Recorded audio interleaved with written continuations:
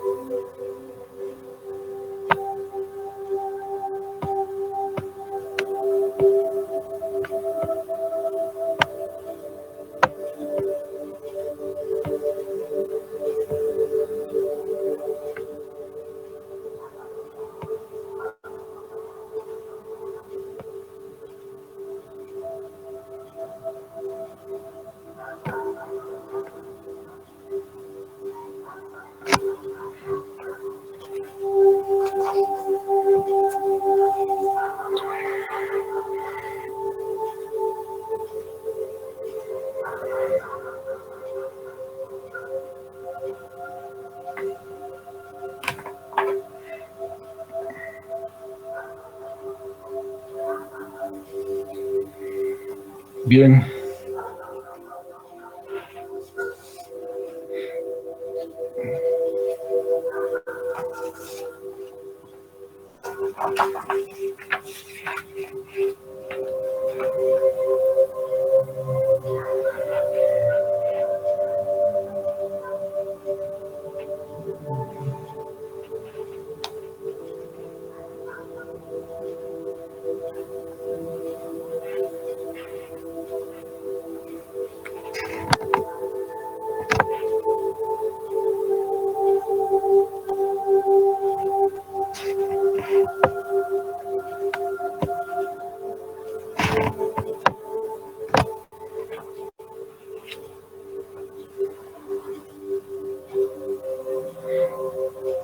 Ok.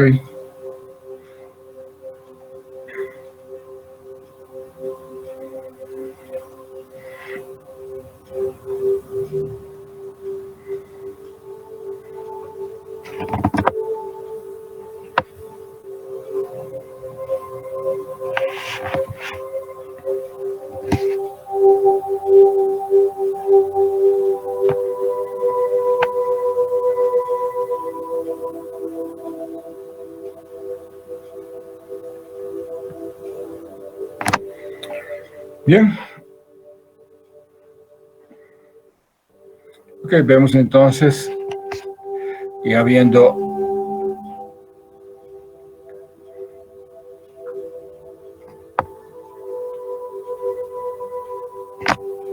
como lo resumido de lo que sería, habíamos visto de que la mayor parte de las tesis que de acuerdo a Watkins estaban planteados en el ensayo de Kuhn, 4 tesis, y que esas 4 tesis fueron siendo paulatinamente abandonadas.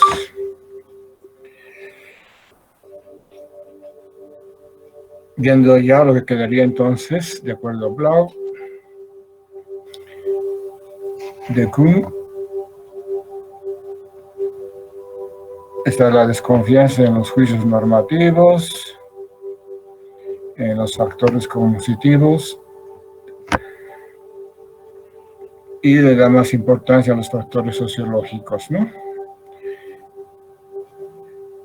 Que vienen a determinar entonces los factores sociológicos, el comportamiento de los científicos.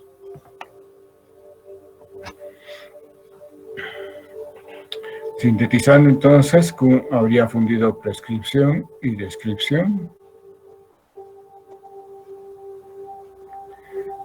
Prescripción es lo que se norma y la descripción es más lo que se obtiene de la historia, ¿no?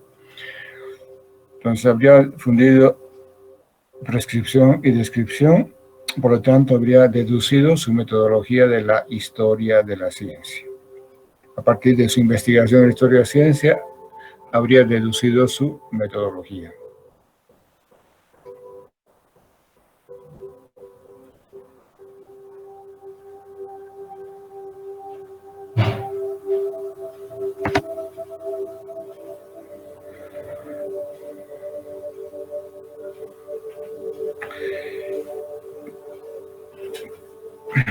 Ok. Siguiendo eso entonces,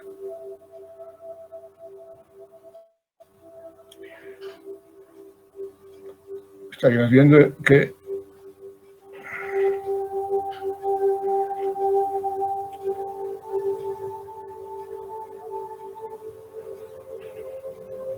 a partir de su investigación historiográfica habría generado su metodología. Que ahí lo que indica más o menos es eso, ¿no? Más o menos que toda ciencia madura tiene un paradigma y por lo tanto se constituye en ciencia normal, y lo que es ciencia es lo que hace la ciencia normal, ¿no? Esa metodología de decir que lo que es ciencia es lo que hace la ciencia normal está siendo deducida de la historia de la ciencia. O sea, cómo hacen ciencia los científicos. Y que de vez en cuando se va a dar una ruptura, una revolución científica. Lo que predomina es entonces la ciencia normal, hasta que después va a tener una fase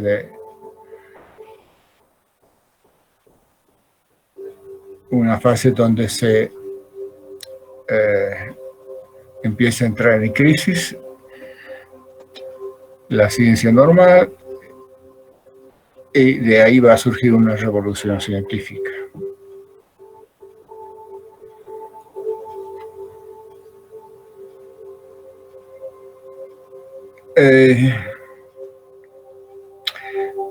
Para Bloch, la propuesta de Kuhn, más que todo, no sería una contribución a la metodología. Entonces, de acuerdo a Bloch, el aporte de Kuhn o el desarrollo de Kuhn no sería un aporte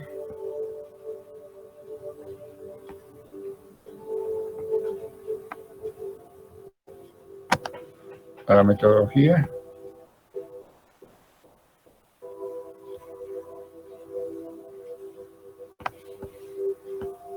sino a la sociología.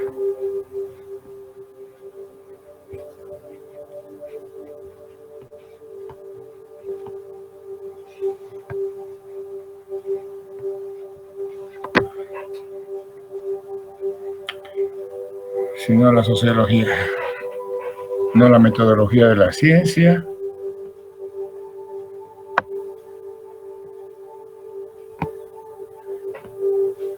sino a la sociología de la ciencia, porque le da importancia a esos factores sociológicos, ¿no?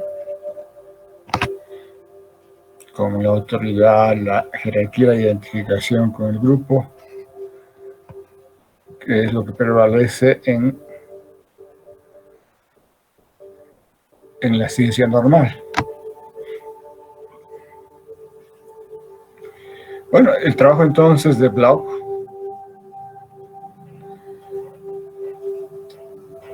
o el trabajo de Kuhn entonces, que estamos viendo que este es, de acuerdo a Bloch, lo de Kuhn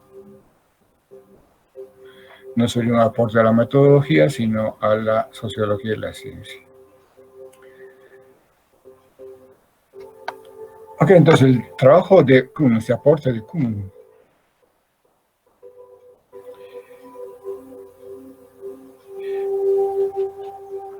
va a devolver esa discusión entonces sobre Kuhn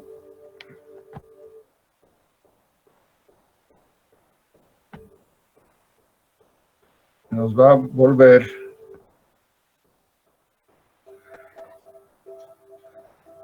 a un viejo problema.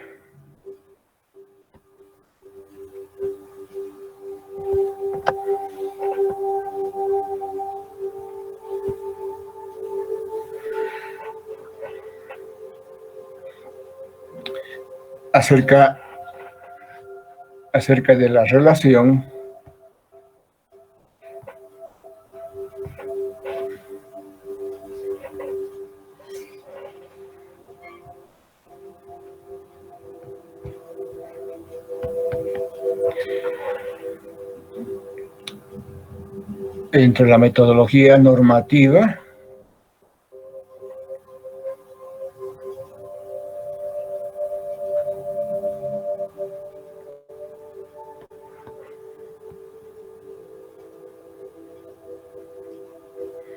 entre la metodología normativa de la ciencia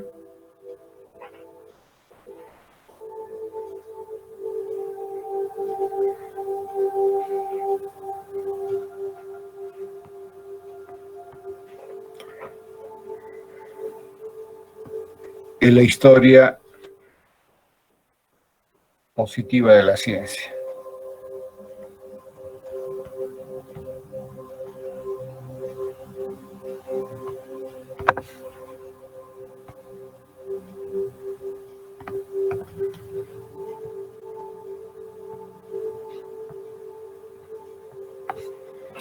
Ok, entonces nos vuelve a un viejo problema en la relación entre metodología normativa de la ciencia y la historia positiva de la ciencia.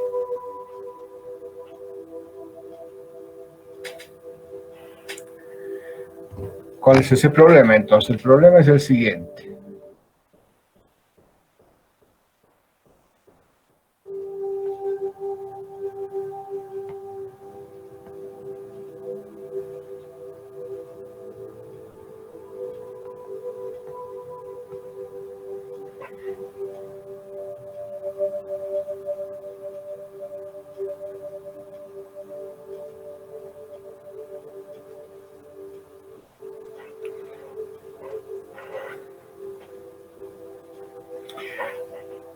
Les dicto ya. El problema es el siguiente. La pretensión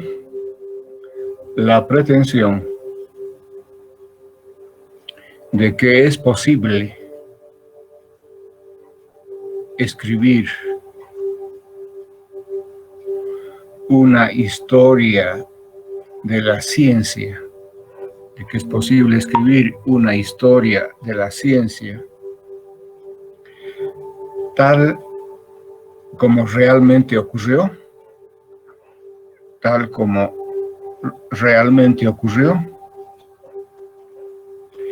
sin prejuzgar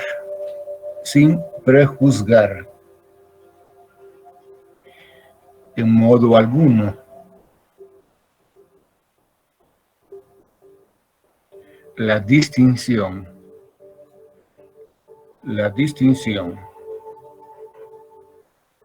entre ciencia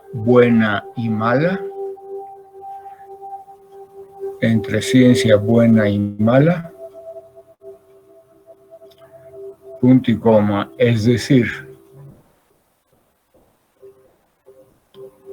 sin ninguna noción previa, sin ninguna noción previa de lo que es la práctica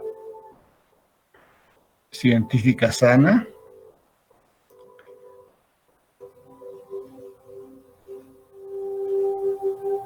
supone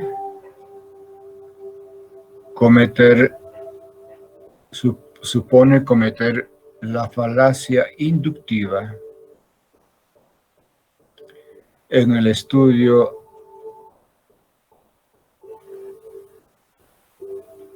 de la historia de la ciencia.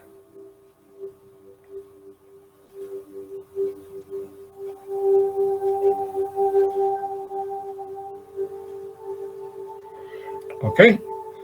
Entonces, ¿qué sucede? Lo que está diciendo es que en realidad el pretender escribir una historia de la ciencia tal como realmente ocurrió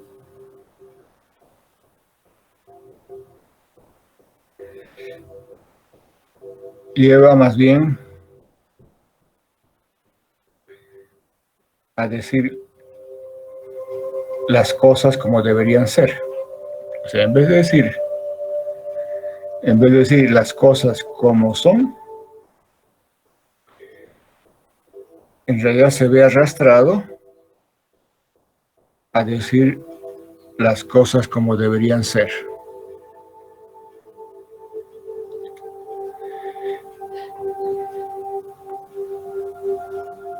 Sintetizando entonces,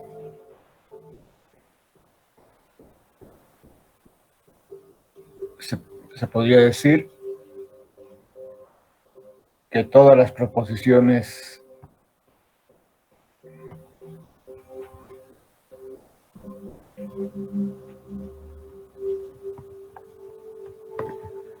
de la historia de la ciencia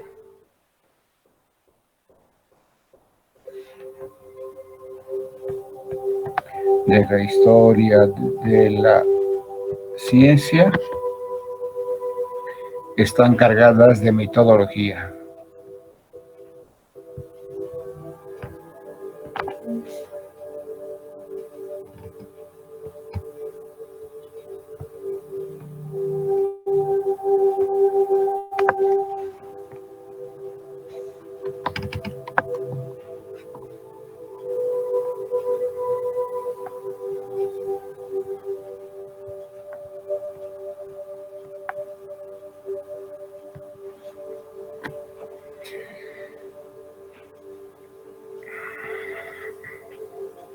O sea, no es posible escribir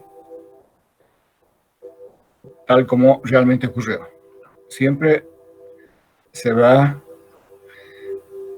a asumir algún criterio sobre la ciencia, buena o mala, algún criterio que uno va a tener sobre la ciencia, buena o mala. Es decir, asume de alguna manera entonces un criterio al estar haciendo la historiografía de la ciencia, y por lo tanto eso hace que todas las proposiciones de la historia de la ciencia de alguna manera estén reflejando el criterio del que escribe respecto a lo que es ciencia buena. Entonces, de alguna manera, esa historia que está escribiendo está a partir de un criterio que está ahí subsumido en el que está haciendo la investigación acerca de lo que es ciencia buena. Y por lo tanto, esa historia que está escribiendo está cargada de metodología. Porque la metodología es un poco lo que te dice, esto es bueno, esto es malo, ¿no? Entonces, esa historia de la ciencia no es enteramente positiva. No es como tal como ocurre, no se puede escribir una historia de la ciencia tal como ha ocurrido, porque de alguna manera siempre se asume un criterio sobre el que está escribiendo, de alguna manera está influido por y lo que él considera ciencia buena, y eso va a estar entonces reflejado en esa investigación historiográfica de la ciencia. Entonces, por eso es que entonces todas las proposiciones de la historia de la ciencia están cargadas de metodología. Es decir, no es posible escribir la historia de la ciencia tal como ocurrió. Siempre estará cargada de metodología. Y por otro lado,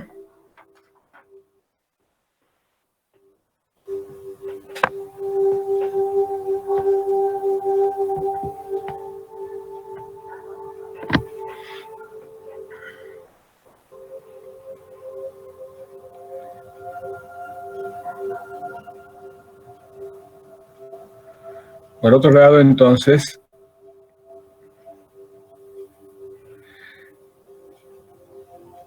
el tratar de predicar,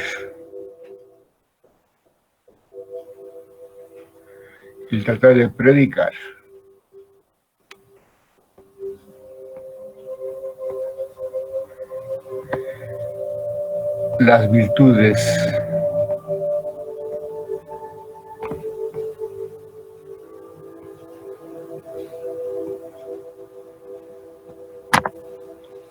del método científico,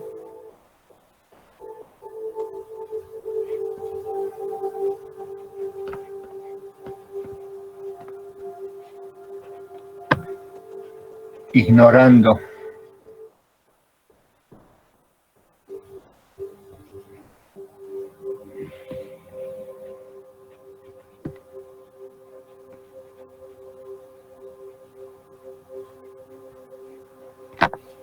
completamente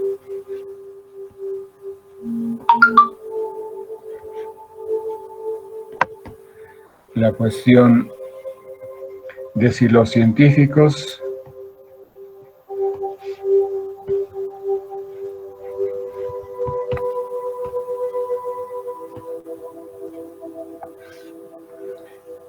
actuales o del pasado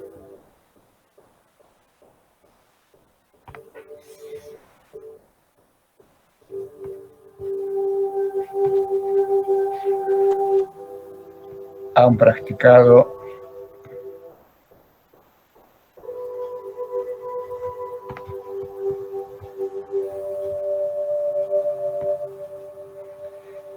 efectivamente tal método.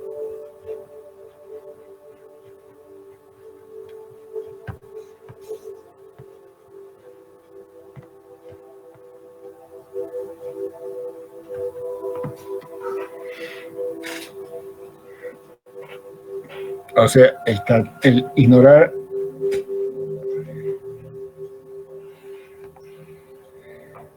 de decir, bueno, este es el método, la falsación, las reglas metodológicas, es decir, esta es la metodología científica y este criterio de demarcación, entonces dice que esto es ciencia y esto no es ciencia, ignorando si eso ha sido practicado por los científicos, o sea, sin ver si eso fue practicado por los científicos, y eso es en realidad la historia de la ciencia. Si los científicos actuales o del pasado han practicado efectivamente el método, un poco es la historia de la ciencia. O sea, ignorar la historia de la ciencia en el fondo resultaría arbitrario. Entonces, afirmar eso resultaría arbitrario.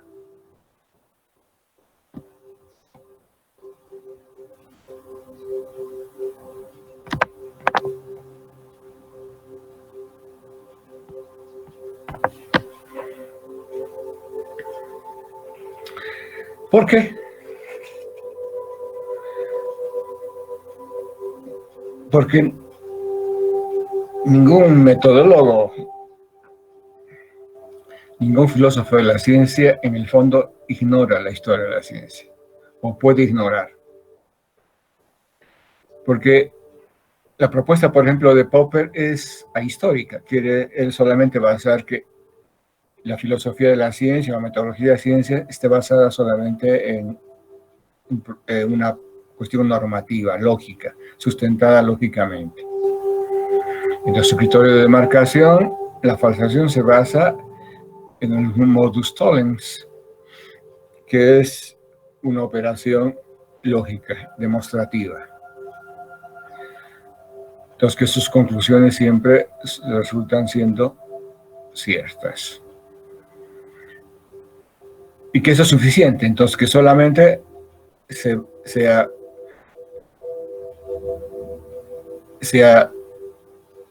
consistentemente en términos lógicos, sin importar si eso ha sido practicado por los científicos, o sea, si eso se ha dado en la historia de la ciencia. Ignorar la historia de la ciencia. Y lo que se indica es que nadie puede obviar eso. O sea, incluso Popper siempre hace referencias a la historia de la ciencia. Incluso Popper,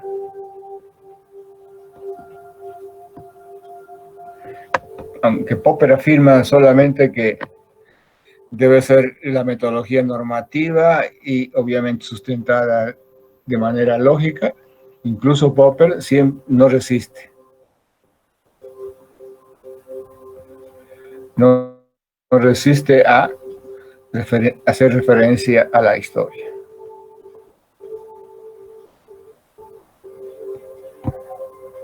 A la historia de la ciencia. O sea, no puede existir la historia de la ciencia. Esta es la metodología. Esto, de acuerdo a esta metodología, esto es ciencia y esto no es ciencia. Sin ver si en la historia de la ciencia ha habido un apoyo para ese proceso. O sea que no puede haber una metodología que esté en el aire sin de haberse visto si eso se ha practicado, si eso se ha realizado. Un momento, por favor. ¿Aló? Hola, Majita, ¿cómo estás?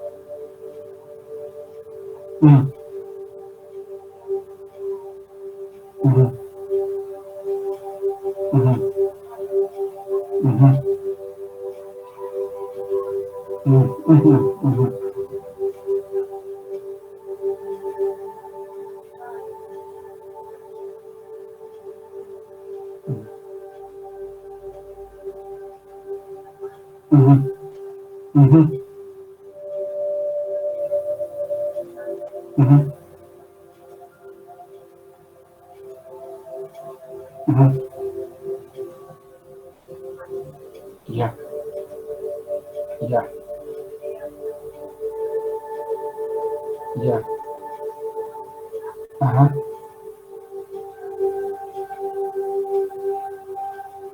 Así como... Como digo, yo lo tengo. Por eso, igual, mejor que sea casi. O sea, y me programaron para el 10 días, ¿no? A tu vez así por el Roser también, en la mañana. No, para el día de la mañana, sí, porque como voy a estar todo el día el domingo en eso, proceso, voy a estar así totalmente en ayunas y me dijeron que a las 10 estaría. Yo debía estar un poco antes de las 10 porque a las 10 procedería.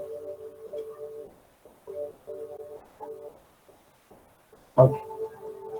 Ya.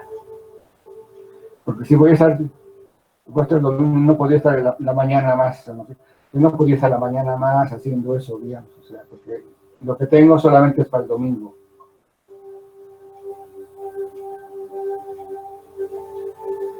Claro.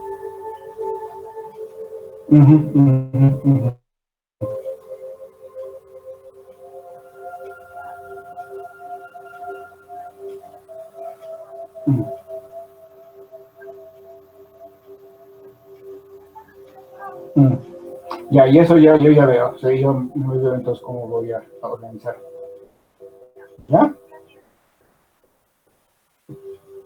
Ya.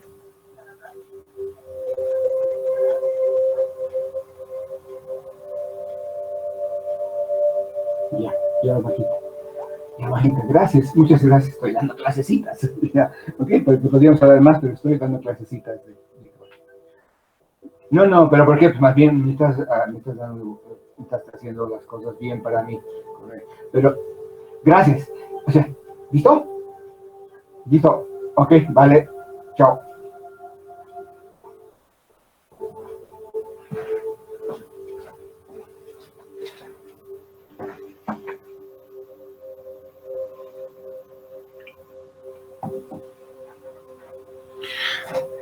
Perdón.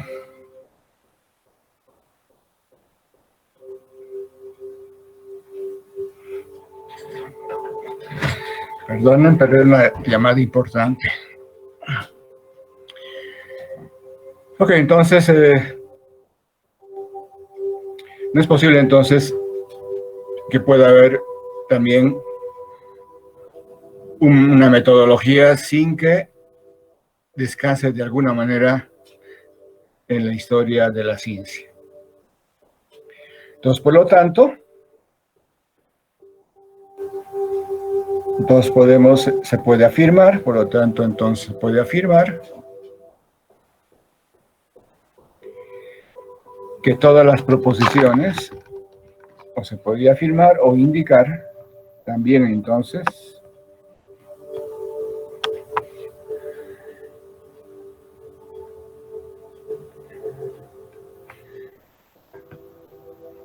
que todas las proposiciones de la metodología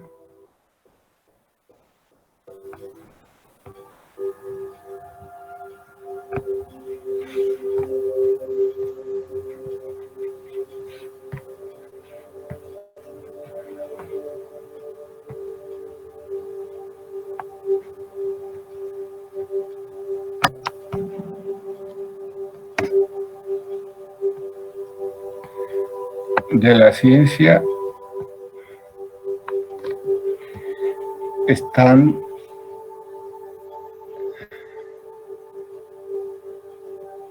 estarían también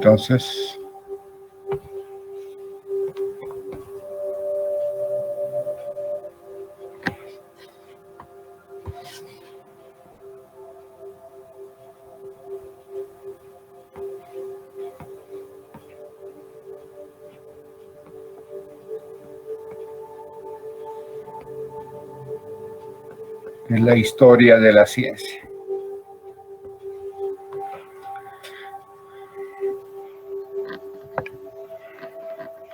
Entonces también estarían cargadas de la historia de la ciencia. ¿Ok? Entonces podríamos ver que estaríamos en un círculo vicioso, ¿no? Todo esto nos llevaría a ver que estamos envueltos en un círculo vicioso.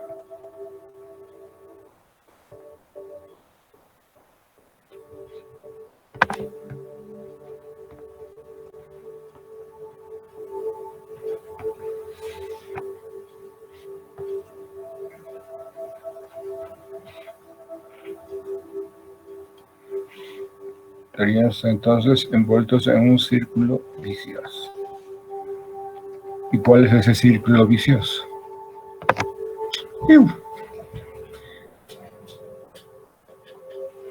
Se acabó.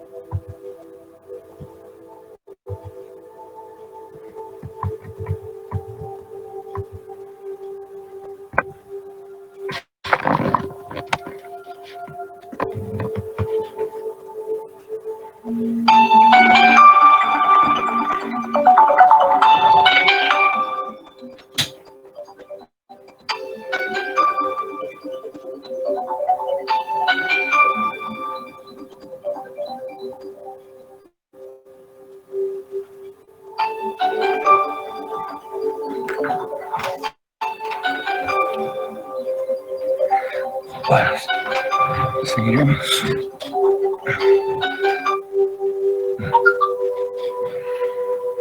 Bien. Entonces, el círculo vicioso. Entonces, ¿qué implica ese círculo vicioso?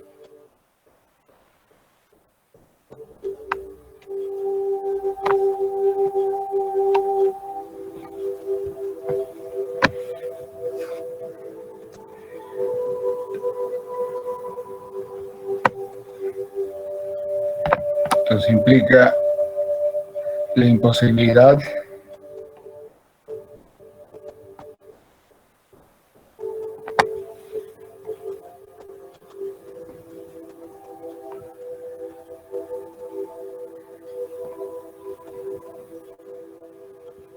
de una historiografía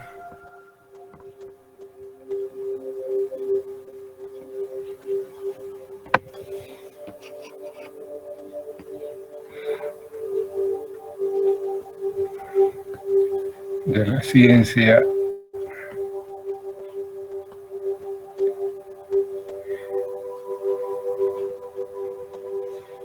libre de cargas metodológicas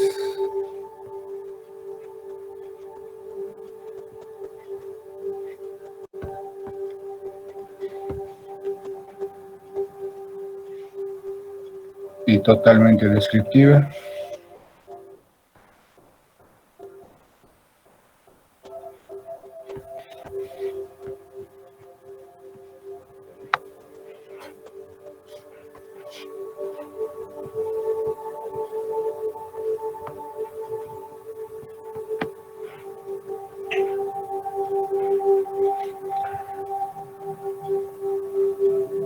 como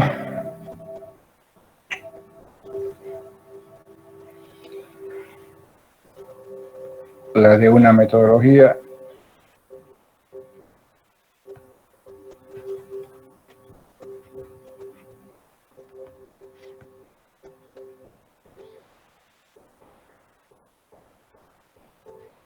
de la ciencia histórica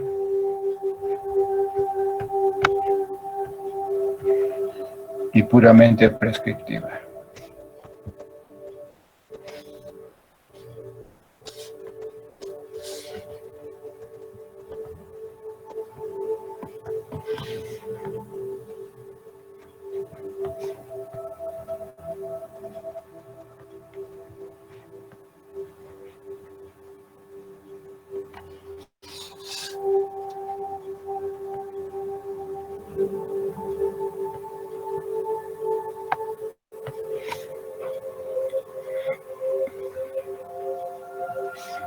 ¿Ok?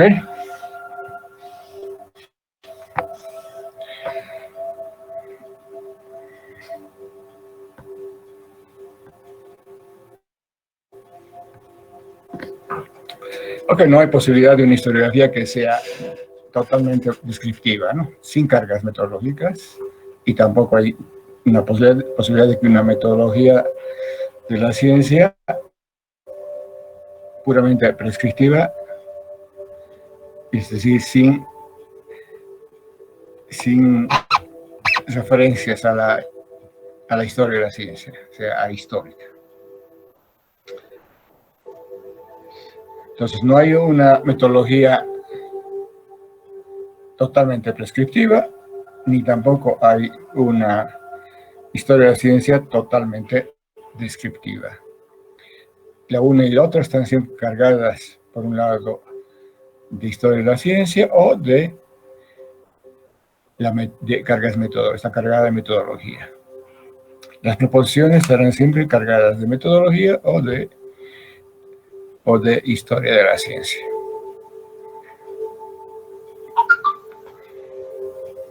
Bueno, ese es el círculo vicioso, entonces, sintetizado en que no hay una historia de la ciencia totalmente descriptiva, tampoco una metodología totalmente prescriptiva.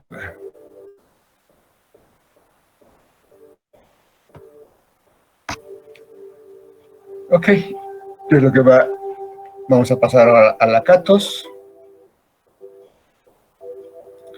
Y lo que va a tratar de hacer Lakatos, entonces Lakatos, es tratar de convertir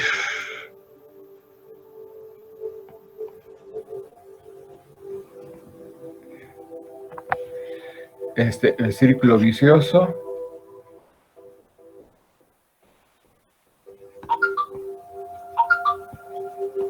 en círculo virtuoso.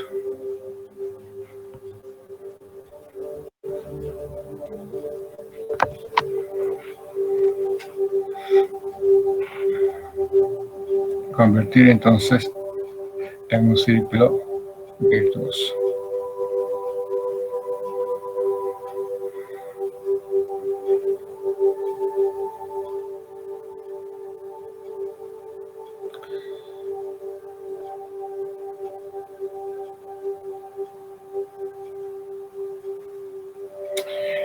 Y se va a basar en un dictat de Kant. Se va a basar entonces en un dictat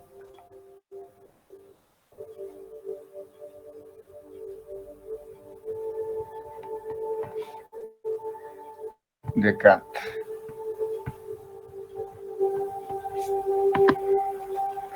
Que dice más o menos que no es posible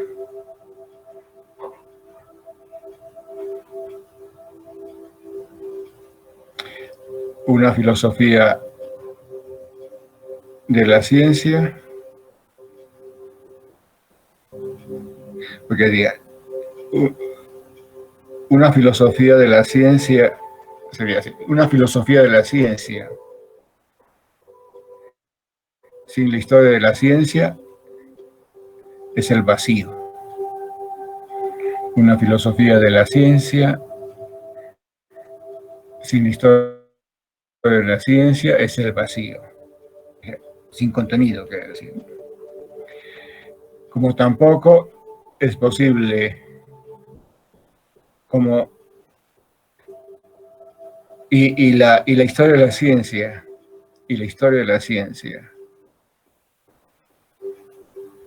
sin la filosofía de la ciencia es la ceguera, ¿no? Entonces, la filosofía de la ciencia sin la historia de la ciencia es el vacío, y la historia de la ciencia sin la filosofía de la ciencia es la ceguera.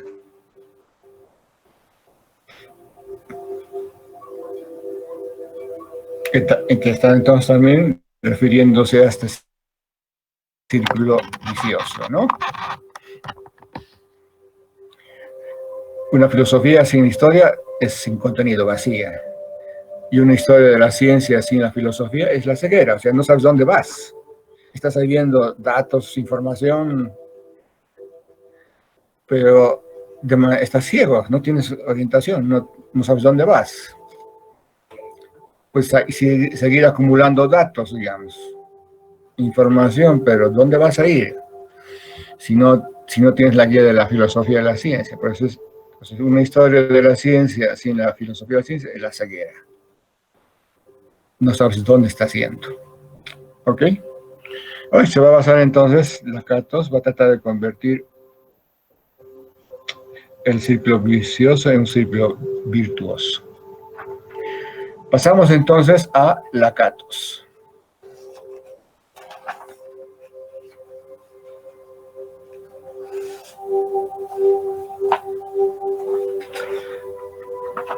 Pasamos entonces al punto 3 del tema 2.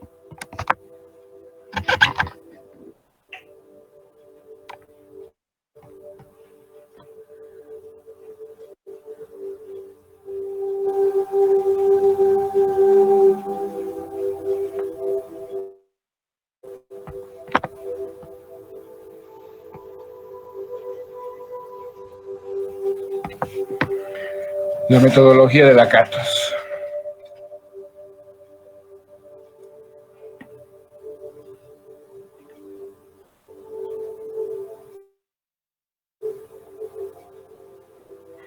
Bien.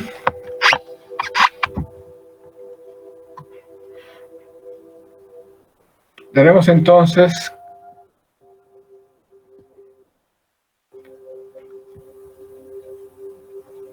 que la metodología de Popper sería una metodología agresiva.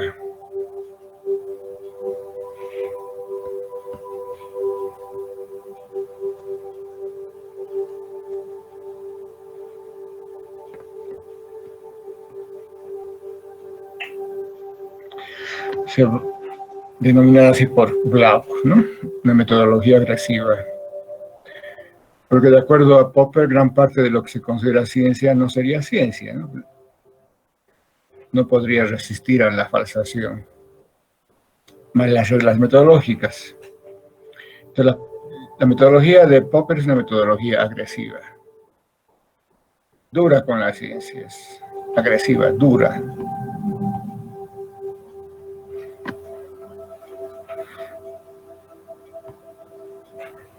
¿No es esto? No eres ciencia. Chao. Vete. En cambio, Kuhn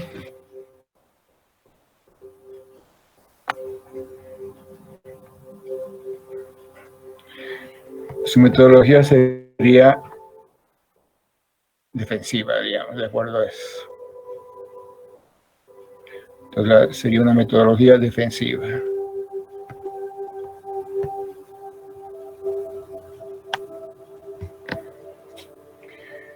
Porque trata de basarse en la práctica de los científicos, ¿no? Entonces, para ver cómo los científicos hacen ciencia, entonces. Viene siendo una metodología defensiva. Así hacen los investigadores, y por lo tanto esto está en la ciencia normal, es ciencia, ¿no?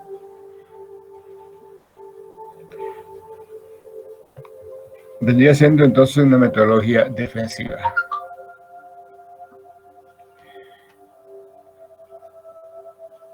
Entre esta agresiva y defensiva, estas dos metodologías, Lakatos trataría de, a diferencia de Kuhn, de basarse en una metodología, a lo que una prescriba, que te norme que es ciencia. Pero va a tratar de ser menos duro que Popper. Entonces Lakatos va a tratar entonces de basarse en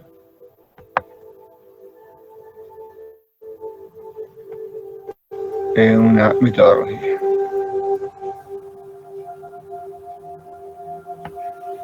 Que indique esto es ciencia y esto no es ciencia, ¿no es cierto? Pero que sea menos dura.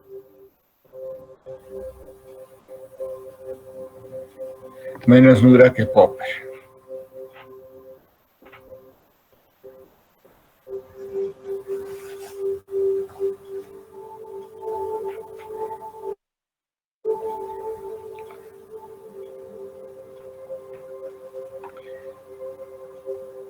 Ok, entonces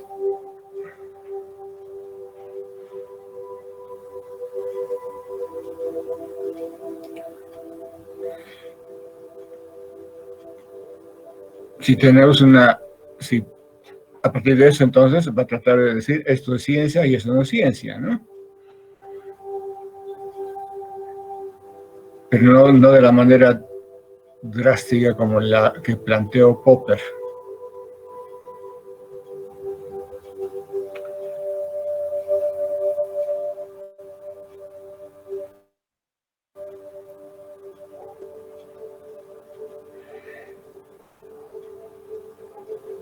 Ok, entonces, para Lakatos, al igual que para Popper, el campo de la metodología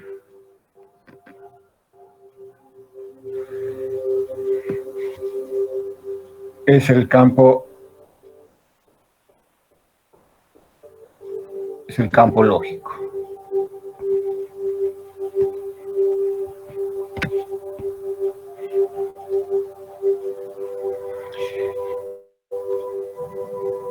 Y su contenido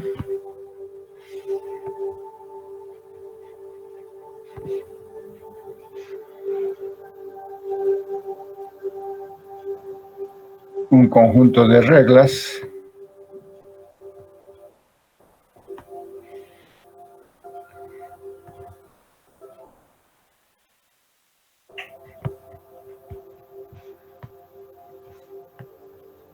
no mecánicas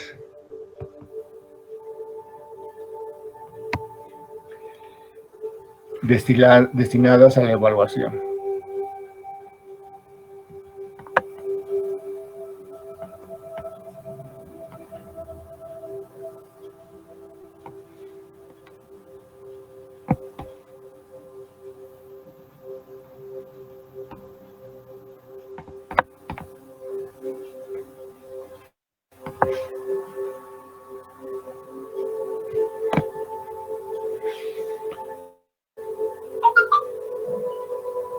Ya plenamente articuladas.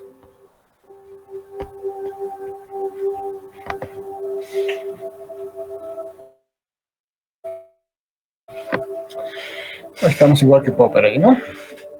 No le interesa cómo se generan las teorías, sino lo que le debe interesar entonces es la evaluación de las teorías ya plenamente articuladas. En este caso, igual que Popper, se ubica en el contexto de la justificación, ¿no? Donde se validan las teorías. Se las va a evaluar para validarlas. Ok, en eso, entonces, en eso condice con Popper. En eso están juntos.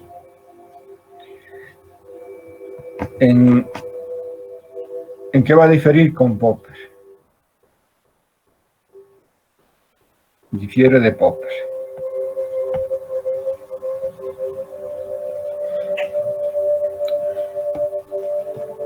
¿En qué difiere de Popper? Para Lakatos, la lógica de la evaluación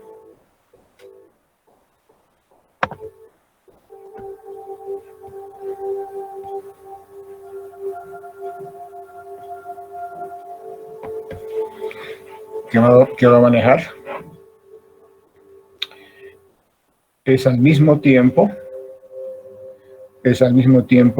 una teoría histórica.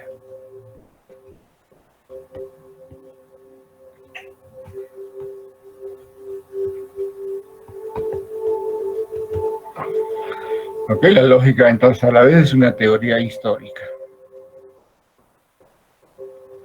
Una teoría histórica que va a intentar explicar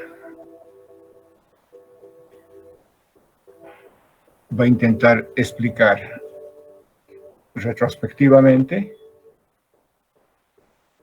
el desarrollo de la ciencia.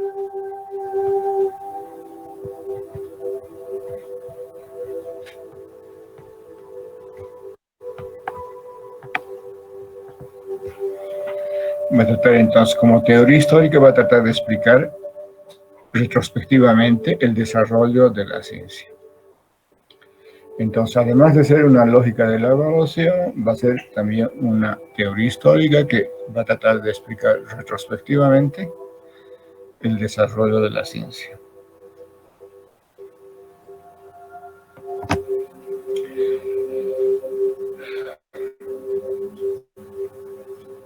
Su propuesta entonces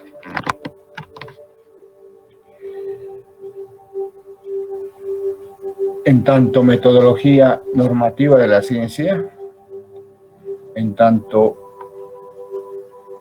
metodología normativa de la ciencia, en tanto metodología normativa de la ciencia, será irrefutable.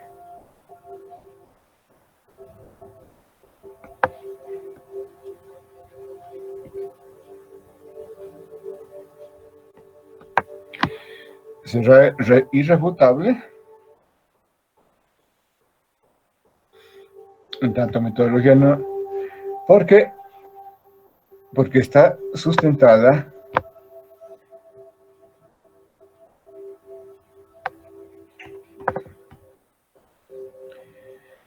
en una determinada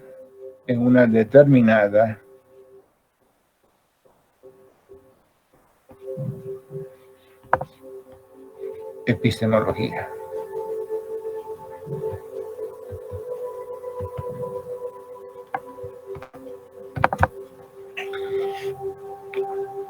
Ok, entonces no se puede refutar. En tanto metodología no se la puede refutar. Se puede discutir, se la puede analizar en términos lógicos, pero no se la puede refutar a través de la contrastación empírica, ¿no? Entonces, como metodología normativa, será irrefutable porque está determinado en determinada epistemología. ¿Qué queremos decir eso? Que está sustentada en una determinada epistemología, en una determinada concepción de ciencia. Entonces, esta es ciencia y a partir de eso entonces está la metodología. Y como dices, esto es ciencia, no puedes discutir, es más que lo que tienes que generar es otra epistemología, entonces, ¿no? Pero está sustentada en una epistemología, en decir, esto es ciencia, en una concepción de ciencia.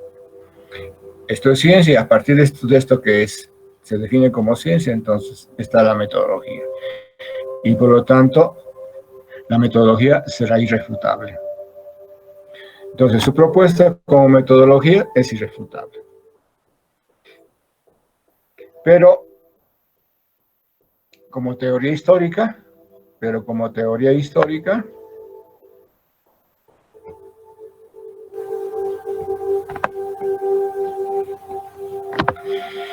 como metodología es irrefutable, está basada en una determinada epistemología y como teoría histórica sí puede ser falsada, es decir, puede ser refutada.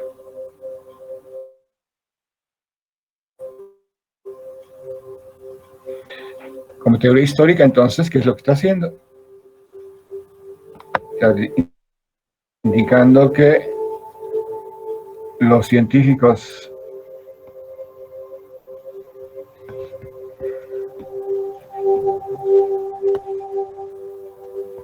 del pasado se comportaron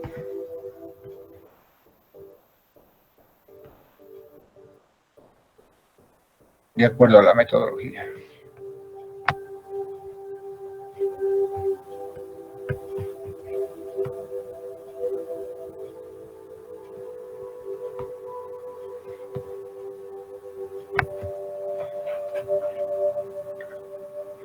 Entonces, como teoría histórica, el que indica que los científicos del pasado se comportaron de acuerdo a la metodología, es refutable. Entonces,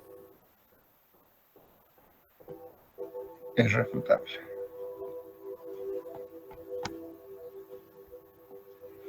Como metodología no es refutable, como teoría histórica es refutable.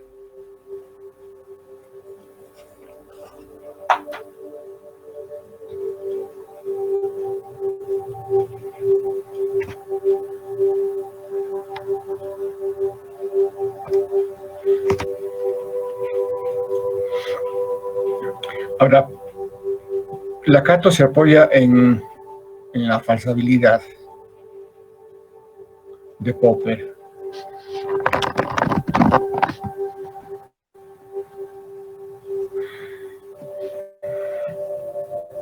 Ok, entonces se apoya en la falsa.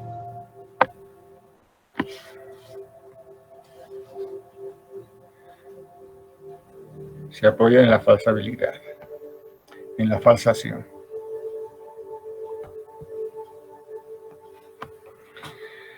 En la falsación de Popper.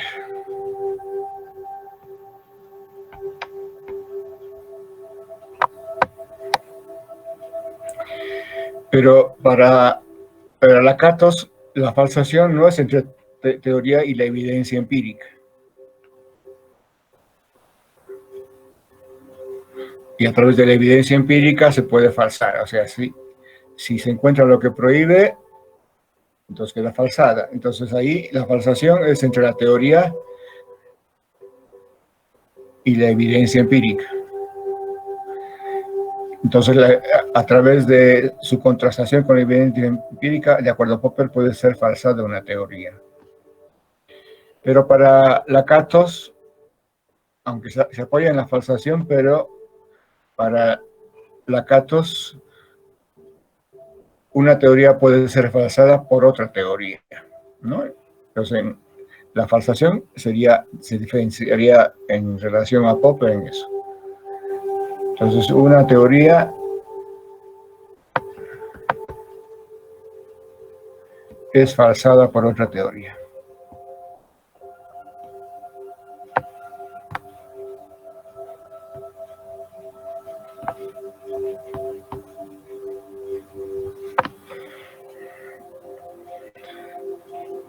Entonces, solo una teoría puede falsar a otra teoría.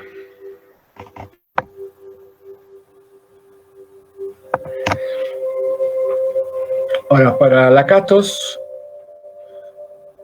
no le interesa ubicarse a nivel de una teoría, sino él lo que va o plantea es que hay un conjunto de teorías que están articuladas. Porque hay un conjunto de teorías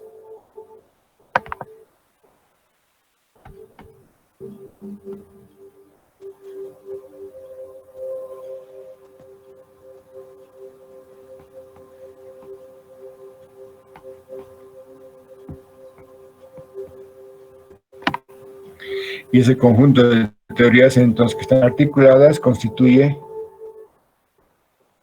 un programa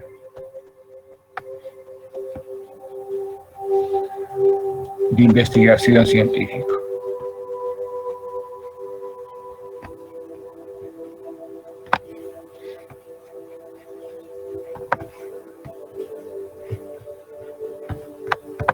De investigación científica. PIC.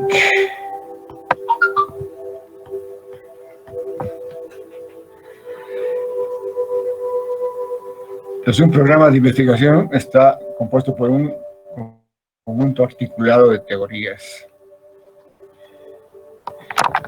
y constituye en realidad como tal, como programa de investigación científica, una estrategia de investigación.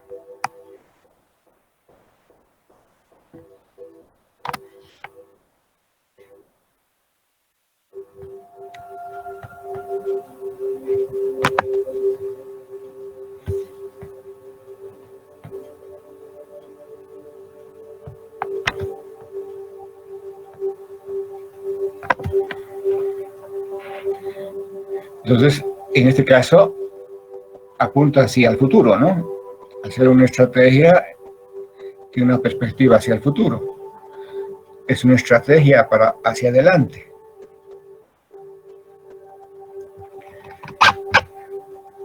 Entonces, es un programa de investigación y como tal es una estrategia de investigación volcada hacia el futuro.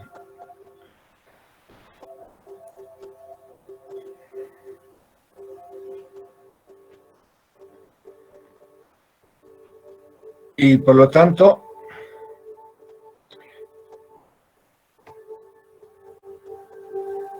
él plantearía un criterio de demarcación, ¿no? Entonces, tendría un criterio de demarcación, una metodología. Pero un poquito veamos cómo está compuesto un programa de investigación científica. Un PIC.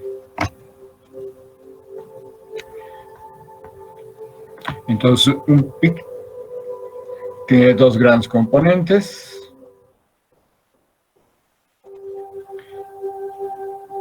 Que es el núcleo.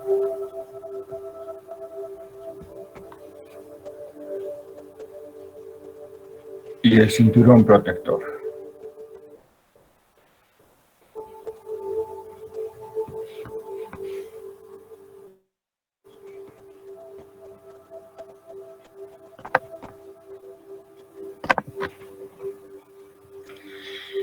Entonces, son los dos grandes componentes del núcleo y el cinturón protector.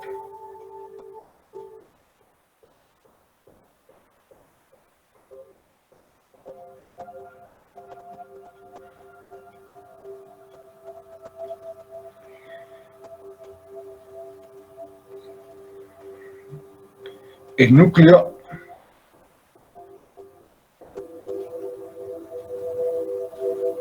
está compuesto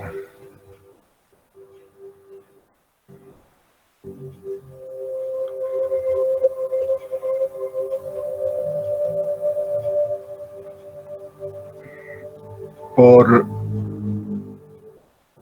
principios y leyes fundamentales,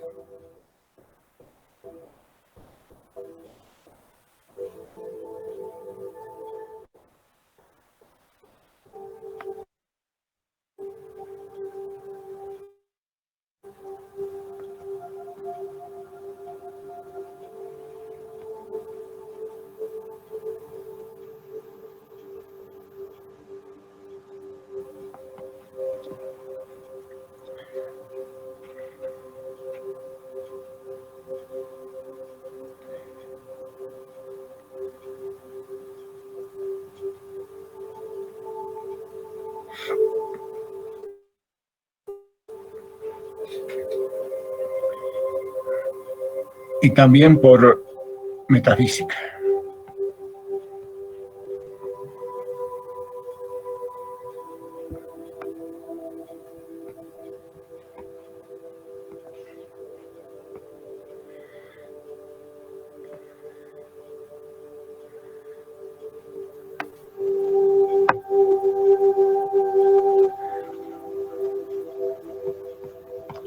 Creencias, ¿no? Por metafísica.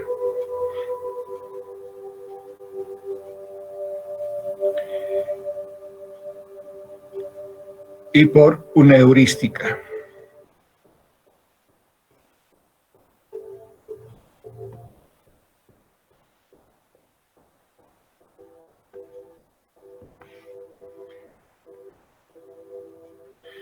Una heurística.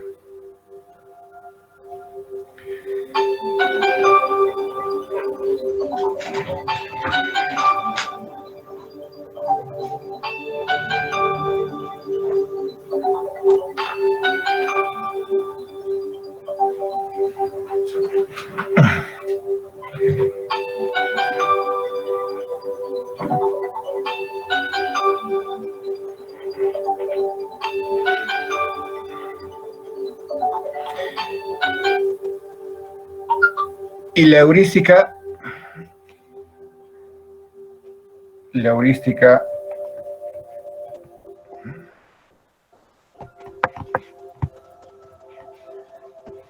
será negativa y positiva.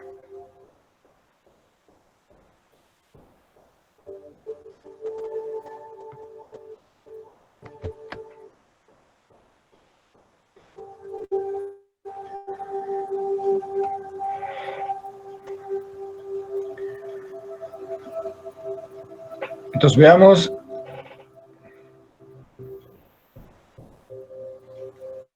qué es la heurística para Lakatos. Les dicto. La heurística entonces para Lakatos es un conjunto de reglas metodológicas no necesariamente forzosas,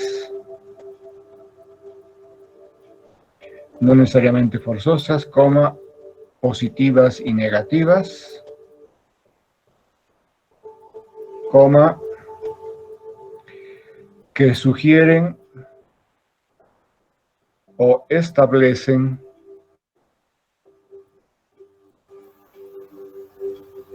cómo proceder. Que sugieren o establecen cómo proceder y qué problemas evitar. Y qué problemas evitar a la hora de generar soluciones y elaborar hipótesis. A la hora de generar soluciones y elaborar hipótesis.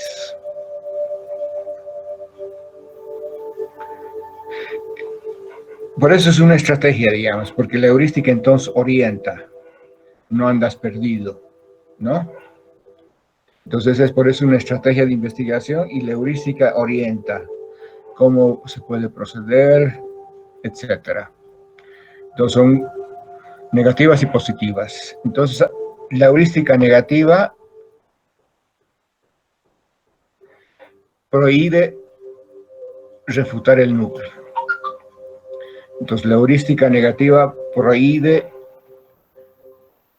refutar el núcleo. O sea que entonces ahí el núcleo es irrefutable, intocable.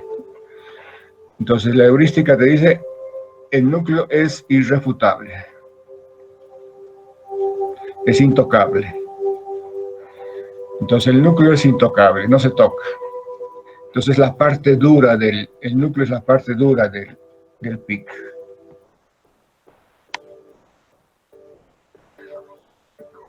No se modifica, es irrefutable. Entonces la heurística positiva se refiere al cinturón protector. Entonces toda la heurística positiva se va a referir al cinturón protector. Se van a hacer una serie de instrucciones respecto al cinturón protector.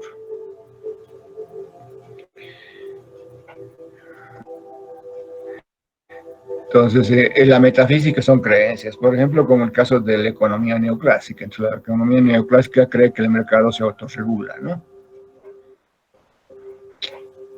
Lo básico ahí, el mercado se autorregula, una creencia, el mercado se autorregula.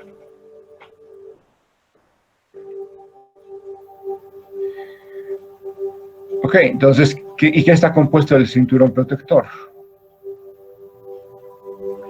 El cinturón protector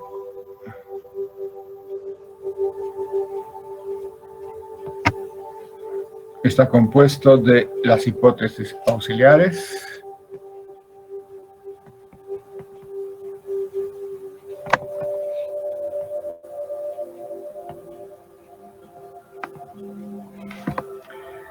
de las hipótesis observacionales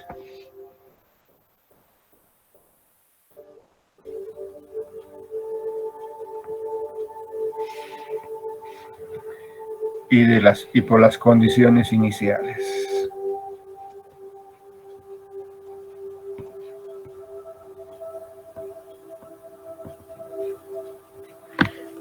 ¿Se acuerdan, no?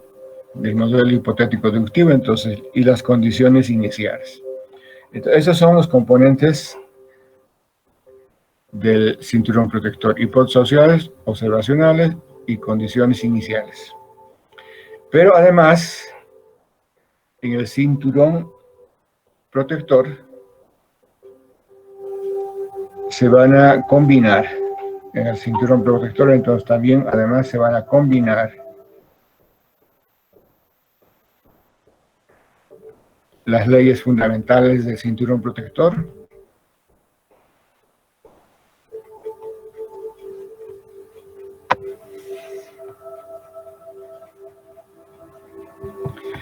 del núcleo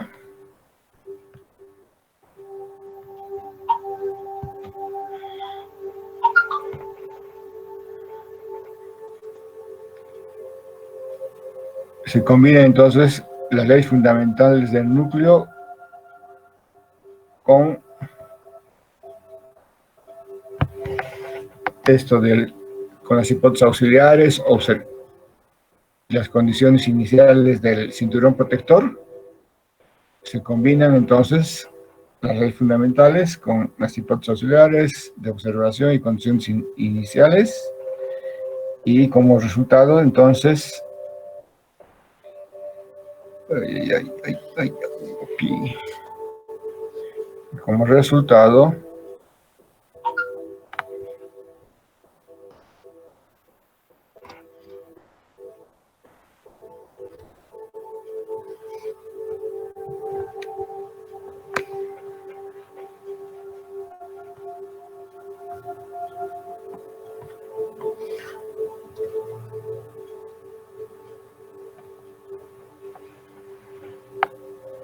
Ok, se combinan con el cinturón protector, con las hipótesis, y como resultado entonces se van a generar las teorías contrastables.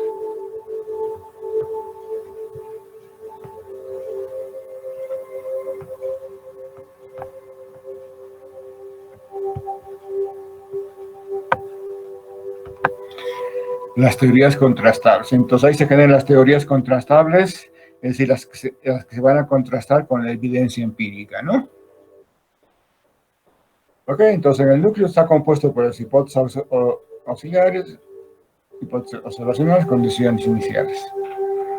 Y resultado entonces del proceso, el núcleo se combina con, o sea, las leyes fundamentales del núcleo se van a combinar entonces con las hipótesis auxiliares, las hipótesis observacionales, las condiciones iniciales, para generar teorías contrastables, que son las que se van entonces contrastar con la evidencia empírica. Es la parte entonces con la que se va a enfrentar a la realidad, para ver si lo que predicen las teorías contrastables se cumple en la realidad, se contrastando con la evidencia empírica. Ok, así funciona entonces el PIC, ¿no? Entonces las teorías contrastables son las que se van a enfrentar, ¿no? Con la evidencia empírica, para ver si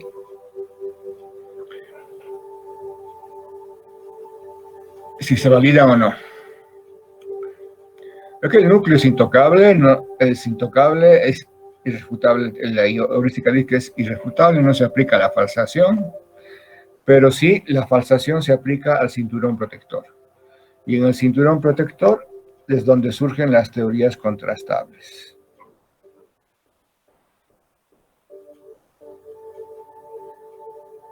El cinturón protector es la parte flexible, entonces. El núcleo es la parte dura del programa de investigación científico y el cinturón protector es la parte flexible. El núcleo no se toca.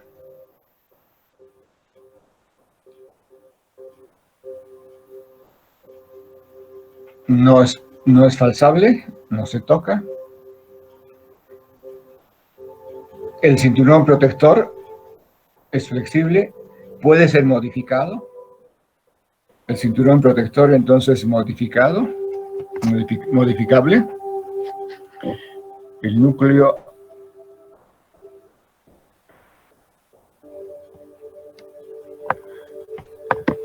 digamos es intocable, irrefutable.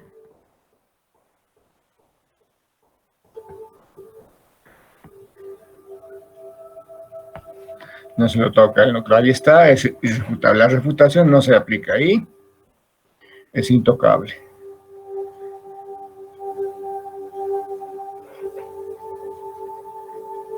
Entonces, por lo tanto, si es intocable, no se lo modifica nada, ¿no? En cambio, el cinturón protector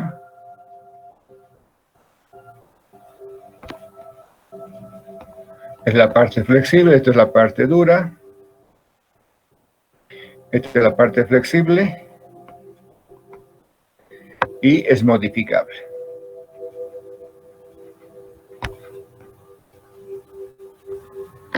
Entonces es flexible, por lo tanto es modificable. Puede llegarse al caso de que puede ser íntegramente modificado, si así exigen los requerimientos, ¿no?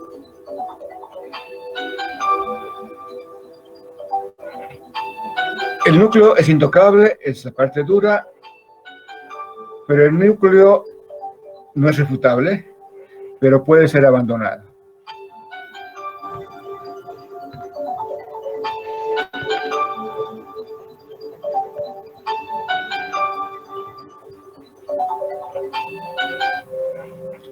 Ok, el núcleo puede ser abandonado. Es la parte dura, intocable, es irrefutable. Pero puede ser abandonado, ¿no? Un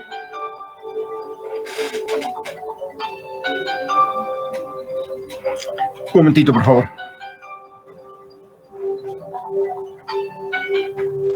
¿Aló? ¿Ah?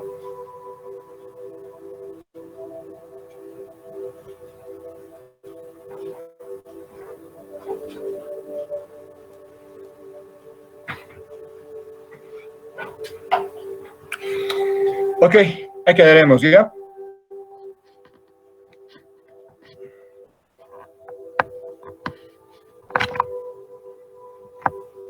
Está bien, dice. Ok, También le dicen hasta ahí luego. quedaremos. Hasta luego, dice. Hasta luego. Hasta luego, dice. Hasta luego, dice. Hasta luego. Hasta luego.